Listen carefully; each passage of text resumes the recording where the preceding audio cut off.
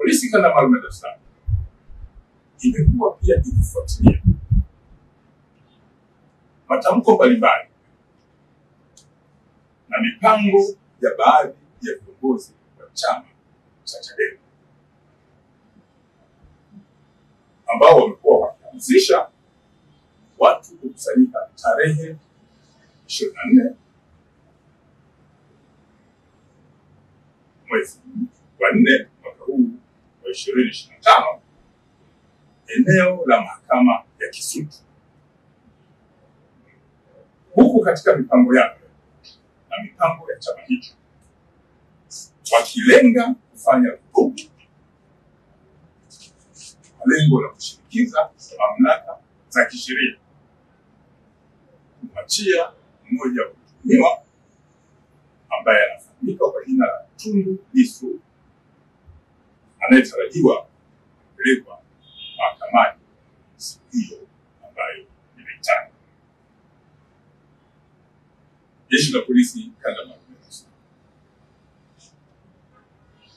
linawakumbusha wahusika kuwa mahakama ni mamlaka za kisheria zilizo huru na ambazo hazipaswi kutishwa au kuingiliwa wakati wa utekelezaji wa majukumu yake. Jeshi la polisi kanda maalum ya Dar es Salaam linaanza kwa kuwakumbusha wahusika kuwa mahakama ni mamlaka za kisheria zilizo huru na ambazo hazipaswi kuingiliwa wakati wa utekelezaji wa majukumu yake. Mamlaka hizi hazipaswi kutishwa.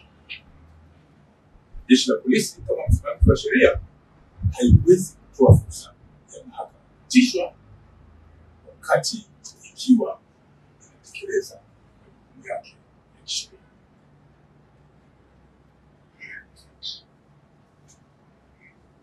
Jeshi la polisi kanda maalum ya Dar es Salaam linaendelea kuwatahadharisha watu wote wanaohamasisha kuhusiana na nia hiyo ovu. Jeshi la polisi kanda maalum ya Dar es Salaam linaendelea kuwatahadharisha watu wote wanaohamasisha, lakini wale wote wanaopanga kutekeleza nia hiyo ovu kuwa wasishiriki kwenye mpango huu. Na jeshi la polisi kanda maalum ya Dar es Salaam linatoa onyo kali. Na pia jeshi la polisi kanda maalum ya Dar es Salaam linatoa onyo kali kwa wale wote ambao wanapanga mpango huo ovu kufanya vurugu au fujo kwenye eneo la mahakama. Kwa kali sana, lakini kwa mujibu wa sheria na pia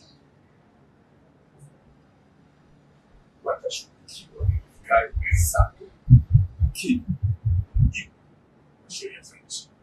Sio Mungu asitaki kututisha. Hii nchi ni yetu sote na mshahara wake tunalipa sisi wananchi. Tunaelewana vizuri? Sheria kifungu cha 180 inasema wananchi wana haki ya kwenda mahakamani kusikiliza kesi wanavyotaka.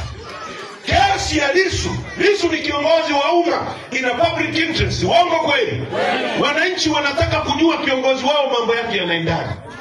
Tarehe 24 Alhamisi wote tukutane Kisutu mahakamani.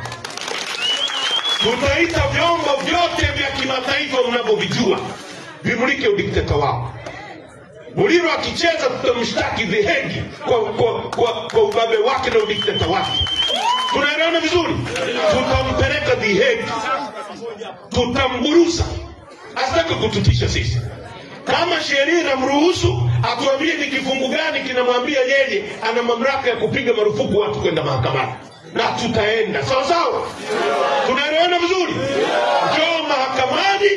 Usifanye fujo, chukua kitambaa chako cheupe, funga hapa mkononi. Twende tukasikilize kesi ya kiongozi wetu. Tunajua ni kesi ya uongo, tutashinda hiyo kesi na tutashinda nchi hii, tutabadilisha maisha yetu kwa pamoja.